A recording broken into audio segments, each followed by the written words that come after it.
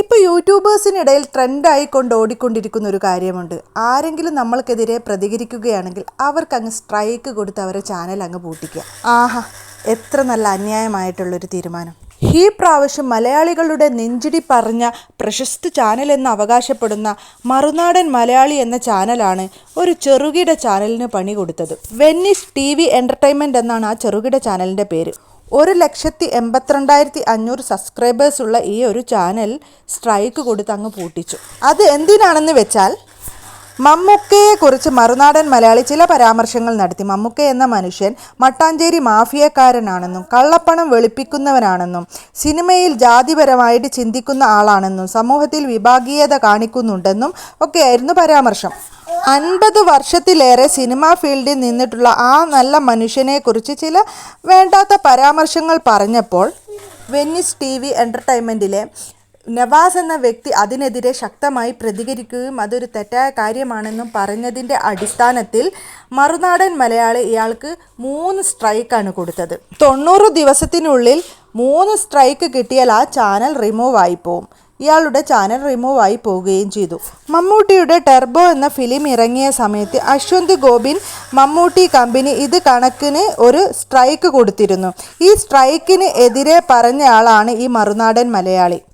എങ്ങനെ അഭിപ്രായം പറയാൻ എല്ലാവർക്കും അവകാശമുണ്ട്, അത് പറയുന്നതിന് ആരും സ്ട്രൈക്ക് കൊടുക്കാൻ പാടില്ല, അത് ശരിയായ കാര്യമല്ലെന്നാണ് മറുനാടൻ മലയാളി വ്യക്തമാക്കിയത്. ആ മറുനാടൻ മലയാളിയാണ് 3 സ്ട്രൈക്ക് കൊടുത്ത് ഒരു ചാനൽ തന്നെ പൂട്ടിച്ചത്. ഈ നവാസ് എന്ന് പറഞ്ഞാൽ വളരെ കഷ്ടപ്പെട്ടിട്ടാണ് ഈ ഒരു ചാനൽ ഇങ്ങനെ ഉയർത്തിക്കൊണ്ടുവന്നത്. ഈ അടുത്തു വന്നൊരു ആചാരമാണ് ആരെങ്കിലും നമുക്കെതിരെ പ്രതികരിക്കുകയാണ് സ്ട്രൈക്ക് കൊടുത്ത് ചാനൽ അങ്ങ് പൂട്ടിക്കുക എന്നത്. നമ്മൾക്ക് എന്ത് വേണമെങ്കിലും ചെയ്യാം, പക്ഷെ നമ്മൾക്കെതിരെ ആരും പ്രതികരിക്കാൻ പാടില്ല, നമ്മൾക്കെതിരെ ശബ്ദമുയർത്താൻ പാടില്ല. നമ്മൾക്കെതിരെ എന്തെങ്കിലും പറയുകയാണെങ്കിൽ സ്ട്രൈക്ക് കൊടുത്ത് അങ്ങ് ചാനൽ പൂട്ടിക്കുക, പിന്നെ അവർ മിണ്ടിയില്ലല്ലോ. ഇതൊരാളെ പേടി കൊണ്ട് ചെയ്യുന്നതാണ്. നമ്മൾ ചെയ്യുന്ന കാര്യങ്ങളിൽ ധൈര്യമുണ്ടെങ്കിൽ അത് മുന്നോട്ട് പോകാൻ കഴിയുമെങ്കിൽ നമ്മൾ ആരെയും പേടിക്കേണ്ട കാര്യമില്ല. ഈ പേടിക്കുന്ന സമയത്താണ് ഇത്തരം കാര്യങ്ങളൊക്കെ ചെയ്യുന്നത്. നമ്മൾ ഇതേപോലെ സോഷ്യൽ മീഡിയയിൽ ഒരു കാര്യങ്ങൾ പറയുകയാണെങ്കിൽ അതിന് 2 രീതിയിൽ ആളുകൾ അംഗീകരിക്കും.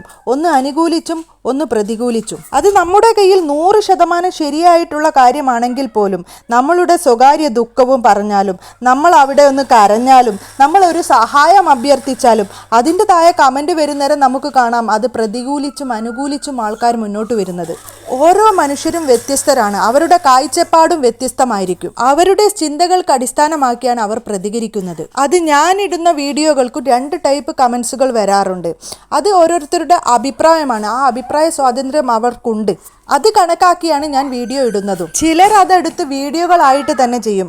അത് ചിലതൊക്കെ നമ്മൾ തിരിച്ചറിയാനും ചിലതൊക്കെ നമ്മൾ ഇഗ്നോർ ചെയ്യാനും ഒക്കെ നമുക്ക് കഴിയണം. നമ്മുടെ ജീവിതത്തിന് അത്രത്തോളം ബാധിക്കുന്ന വിഷയങ്ങളാണെങ്കിൽ അത് അവർക്ക് വാണിംഗ് കൊടുക്കുക, ആ ഒരു വീഡിയോ എടുത്ത് മാറ്റണം. അവരുടെ ചാനലൊക്കെ പൂട്ടിക്കുക എന്നൊക്കെ പറയുന്നത് ഒരു വലിയ മോശമായിട്ടുള്ള കാര്യമാണ്. ഈ സ്ട്രൈക്കൊക്കെ ഇടുന്ന ആൾക്കാരോട് ഞാനൊരു കാര്യം ചോദിച്ചിട്ട്, നിങ്ങളെ വീഡിയോക്ക് താഴെ വരുന്ന കമൻ്റ് ഇട്ട ആൾക്ക് നിങ്ങൾ സ്ട്രൈക്ക് കൊടുക്കാറുണ്ടോ? നിങ്ങൾക്ക് വിമർശകരെ പേടിയാണെങ്കിൽ, നിങ്ങളെ ആരെങ്കിലും ചോദ്യം ചെയ്യുമെന്നും നിങ്ങൾക്ക് പേടിയുണ്ടെങ്കിൽ, ഭയമുണ്ടെങ്കിൽ എന്തിനാണ് നിങ്ങൾ വീഡിയോ ഇടുന്നത്? സോഷ്യൽ മീഡിയയിൽ നമ്മൾ എന്തൊക്കെ കാര്യങ്ങൾ തന്നെ പറയുകയാണെങ്കിൽ അതിന് നെഗറ്റീവായിട്ടും പോസിറ്റീവായിട്ടും പല ആളുകൾ പ്രത്യക്ഷപ്പെടുകയും അതിന് കമൻ്റ് ഇടുകയും ഒക്കെ ചെയ്യും. അതിന് ഭയപ്പെടുന്നവർ ഒരിക്കലും വീഡിയോ ഇടാൻ പാടില്ല. നമ്മുടെ ജീവനും ജീവിതത്തിന് ഭീഷണിയാകുന്ന പല കാര്യങ്ങളും ചെയ്യുന്നവരുണ്ട്. അത് വീഡിയോ ആയിട്ടൊക്കെ ചെയ്യുകയാണെങ്കിൽ നമുക്കത് സമൂഹത്തിൻ്റെ മുമ്പിൽ ഇറങ്ങി നടക്കാൻ പറ്റാതെ നമ്മൾ ചെയ്യാത്തൊരു കാര്യത്തിന് അനുഭവിക്കേണ്ടിയൊക്കെ വരുന്ന സമയത്ത് നമുക്കതിന് വേണമെങ്കിൽ കേസ് കൊടുക്കാം, സ്ട്രൈക്ക് കൊടുക്കാം. അതിനൊക്കെ ഒരു ന്യായമുണ്ട്. എന്നെ അപേക്ഷിച്ച് ഈ ഒരു വീഡിയോ ചെയ്തതിന് ഇത്രയും വലിയൊരു ശിക്ഷ കൊടുത്തത് വലിയൊരു മോശമാണെന്ന് എനിക്ക് മലയാളി മറുനാടനോട് പറയാനുള്ളൂ. മറുനാടൻ മലയാളിക്ക് 100% സത്യസന്ധമായ കാര്യമാണ് നിങ്ങളുടെ വീഡിയോയിൽ ഉൾപ്പെടുത്തിയത് എന്ന് നിങ്ങൾക്ക് ഉറപ്പിച്ച് പറയാൻ പറ്റുമോ? ഇല്ല എന്നേ നിങ്ങൾക്ക് പറയാൻ പറ്റൂ. നിങ്ങൾ തന്നെ എത്ര സത്യസന്ധമല്ലാത്ത എത്ര ആൾക്കാർക്കെതിരെ വീഡിയോ ചെയ്തിരിക്കുന്നു. ഈ അടുത്ത കാലത്ത് ശോഭാ വിശ്വനാഥ് കരഞ്ഞു പറഞ്ഞിട്ട് നിങ്ങൾ അഖിൽമാരാർക്കെതിരെ ഒരു വീഡിയോ ചെയ്തു. അഖിൽമാരാർ ഇതിനു മുമ്പേ ചെയ്ത വീഡിയോ നിങ്ങൾ കാണാതെ അതിലെ ഉള്ളടക്കം മനസ്സിലാക്കാതെ നിങ്ങൾ വീഡിയോ ഇട്ടു.